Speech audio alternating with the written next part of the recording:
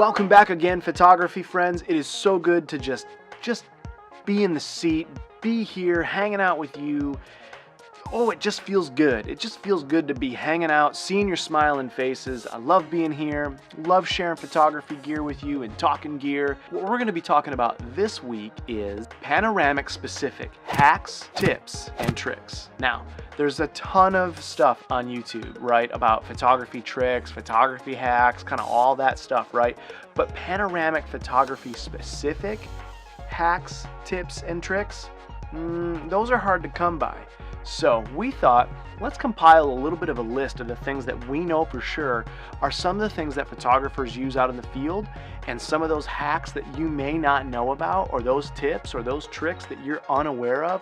Let's start talking about some of those, put those in your thinking cap, and let's get rolling. Hack number one, you're gonna love it. Let's say you have a multi-millimeter lens, such as a Tokina 10mm to 17, real typical of real estate, 360-degree photographers, panoramic photographers doing stuff for Google, want to get that whole spherical immersive experience, all right?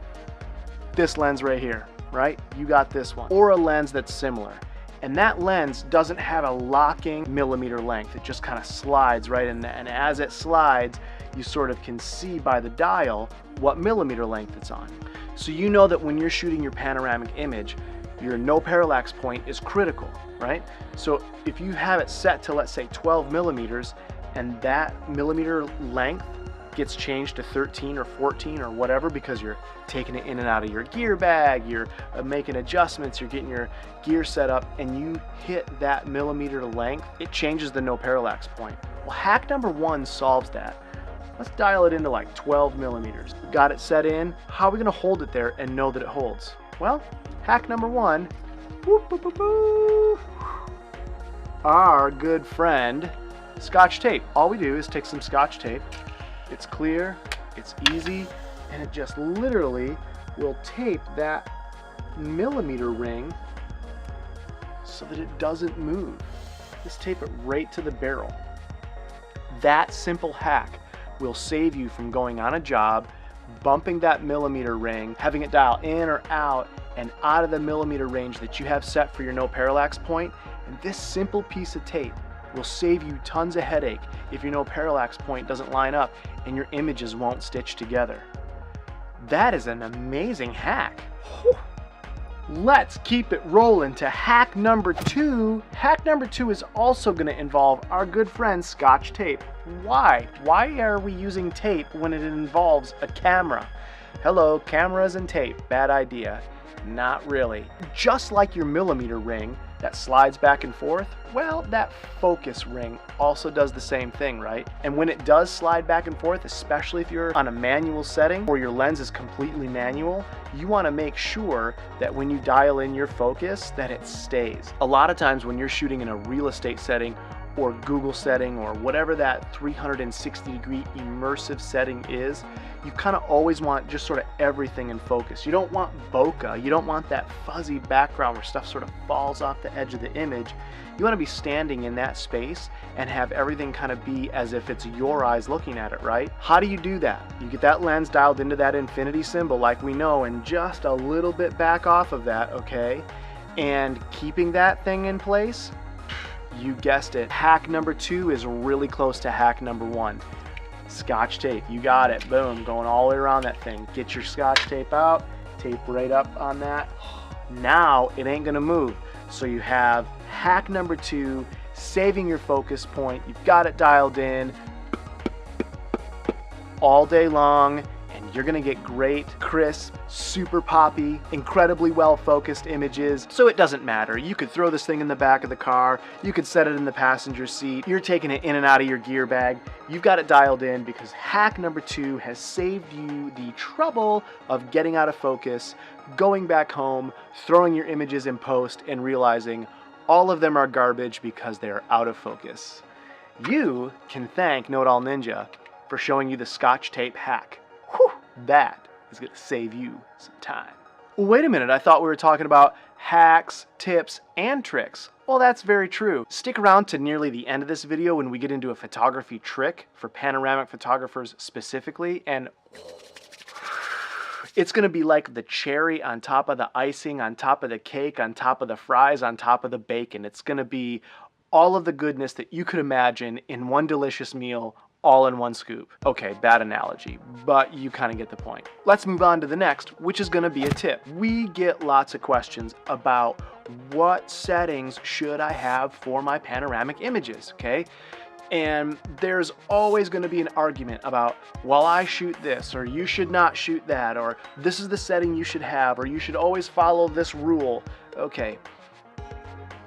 When you're shooting in a panoramic setting, especially for real estate, Google, that kind of stuff, you're going to want to be dialing in. If you have a full frame camera, your settings should be dialed in right around f8. It's going to give you the best, most optimum image for your f-stop setting. Now, of course, you're going to want to balance your ISOs and your lighting and your timing and how long that shutter is going to be open for. But to get the best image you can get on a full frame camera, try dialing that in right around f8 and see what it gets you. That'll be giving you one of the best images that you can get. Now, every camera can be different and may have a better sweet spot. We have found across the board, shooting many different cameras, having much feedback from all of our customers for nearly 15 years now. We can let you know that if you're shooting a full frame camera, f8 is going to be your friend when shooting spherical kind of interior panoramic images. You want everything kind of in focus, you want everything to look real sharp. Even shooting those landscape photos, you want those long landscape shots, f8, man, that's going to dial you in and it's going to look amazing. Well, what if you don't have a full frame camera? f11. f11 is going to be where you are going to want to have your f-stop set at. It's going to give you a real good foundation to work from. You can bring it back if you need to, you can bump it up if you want, okay? And a bonus tip, whether it's full frame or crop sensor, is going to be this. You ever been shooting in that midday sun? A lot of times we don't like to shoot in the midday sun because it just blows the whole image out and the sky looks all crazy and weird. But let's say you're in a setting where you are shooting midday, and when you get up to that sun, you're like, I don't know what to do here. Take that f-stop and turn it to like 16. If you take that f-stop and you just close it up to f16, letting in very little light, it's going to take that bright sun and keep it from being so blown out and overexposed, and just the whole, it's like, geez, I didn't know the sun was like a giant blob of light just hanging out in the sky. It's going to take it and dial it right in. And you ever see some of those images where the sun almost looks like a starburst? It's because of a high f-stop setting. A full frame camera, f8. A crop sensor camera, f11. You want to shoot somewhere near the sun, try dialing that to f16 or f22 and see what you get for your results. That is a great tip. We're going to keep rolling on. Tip number 4. So we've done a hack, we've done a tip. We're going to do another tip. Tip number 4, here you go, shooting in bracketed. Look, if you are not sure about bracketing and you want to hear from us in a more in-depth discussion about shooting bracketed out of your camera, put that in the comment section down below, because we'd love to know if you have questions about shooting in bracketed or what to do with HDR. We can answer those in a future episode. Today's tip is going to be just about shooting in that bracketed space. Why do we offer that as a tip? A lot of times in photography, you can look at an image and go, geez, how did they capture those super high highs and those really deep lows? And that guy just must be really great at editing, or man, she really knows what she's doing with a camera. Some of that is 100% true in both aspects. But a lot of times we can shoot in a bracketed format when we're shooting in a landscape setting, landscape photography, to get those really amazing super crisp highs and get those really deep low colors, and then go back into our software and blend all those together to get that high dynamic range kind of image that you're looking to get. Instead of just being able to like dial in those settings and then shoot one and then hopefully your post-production picks those up, shooting in bracketed is going to bring all those things together, melt them in all one amazing software pot, and pull out one beautiful image that's going to bring and blend all of those highs, mids, and lows. Just like you're mixing sound, when you want to pull in those highs in the tweeters and make sure those mid-range speakers are bumping good, and kick it through the subwoofer in the bottom end, like the get all that in there. A bracketed image is gonna do that. It's gonna bring in those highs, it's gonna shoot in those mediums, and it's gonna bring in those lows all together and give you an image that is outstanding. And that is a great tip to be shooting. You've been so faithful to sit and watch this video. We've done 2 hacks. We've done 2 tips. Now down to the final, the last one, and you got it. It's gonna be a trick. Now, I am gonna put a little precursor on this and say that this may frustrate a lot of traditionalists, like traditional photographers, traditional panoramic photographers. I may say this and you might be like, I don't know what to do with this information that you're telling me. It's all wrong. Okay, I get it. I'm not necessarily a traditional kind of photographer. There are purists and they're amazing. I don't really necessarily fit into that purist mentality when it comes to photography. I'm a creative. I love to create. And if I see something the way that I see it, and it's gonna take some photo trickery, or it's going to take a way of shooting images outside of the normal panoramic confines, then I'm gonna do that to obtain the image that I wanna obtain. If you're out shooting some landscape photography and you've got all your stuff dialed in and you're out there shooting and you're done and you got your panoramic head put back in your gear bag, your tripod's all folded up, you might just have your camera in your hand or what have you, or you're just getting ready to walk away, or you've got all your stuff tore down, and then something happens. Like a bird's flying by, or a plane's going by, or that elk comes out of the woods and you're like, oh my gosh, I have to add this in the image. You simply take that photo, okay? You simply get your camera, and I even do this with different lenses. Let's say I'm shooting a panorama at 36 millimeters, but then I'll get an entirely different lens and shoot a whole series of other things at like 150 mil. And then I'll still blend those together in the same image. Well, why am I doing that? I get different quality way, way deeper into a photo than what maybe a 36 millimeter is gonna get me.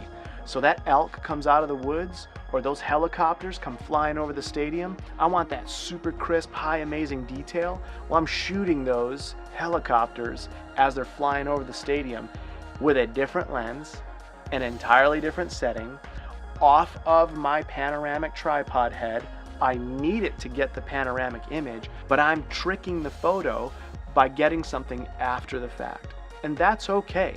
You can take and create the world as you see it, even in panoramic imagery. And that's an amazing trick to think about, because sometimes we get so locked in to this is the way that I have to take my panoramic images. And yes, there are sciences that you have to follow when taking panoramic images in order to get that clean, seamless look without all those weird breaks in the photo every single time there's a seam. That's all dialed in with the equipment that we have and the equipment that we sell.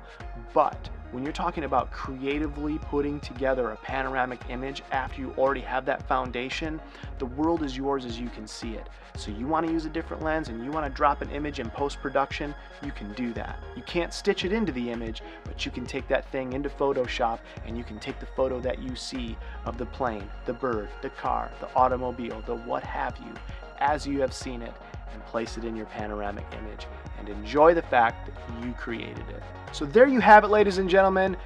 2 hacks, 2 tips, and 1 trick that you can use for panoramic photography specific, and we are so glad that we are able to hang out with you for yet another episode. If you love what you're seeing, man, hit that subscribe button. We love to see you come and join our photography crew, as well as ringing that bell so that you know when we have things going on. Put a comment down below too as well. We love to entertain all the kinds of conversations. If you have a question about photography or panoramic photography, gear, shoot, you may even want to know what we had for Jimmy John's this week. You can go ahead and ask that too. Put that in the comment section below, and we will see you in the next episode. Take care. Peace.